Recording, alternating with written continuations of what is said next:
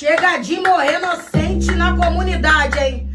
Cansada de ver a favela chorar, meu povo levanta, esse é o nosso lugar. Cansado de ver a favela chorar, meu povo levanta, esse é o nosso lugar. Tá lá o criminoso de terno e gravata, o Estado não prende, eu vou te dizer. Mas tu sobe o morro atirando na gente, mas tá inocente, é o que sabem fazer. A polícia entra dentro da favela, 3 horas da manhã, com fuzil na mão. Puxando o gatilho, ele viu que era festa, mas o inocente parou no caixão. Sistema não gosta de nada, favela mostrando a cultura. Mas sente o prazer ver um preto algemado dentro da sua viatura. O Estado não vai para a nossa favela, sei que tu queria ver um preto sofrendo dentro dessa cela todos os dias. Mas uma criança dentro da favela deixou um vazio. Era festa junina, a polícia sabia, chegou dando tiro. Era festa junina, a polícia sabia, chegou dando tiro. E aí, Estado, o que você tem pra dizer pra nós?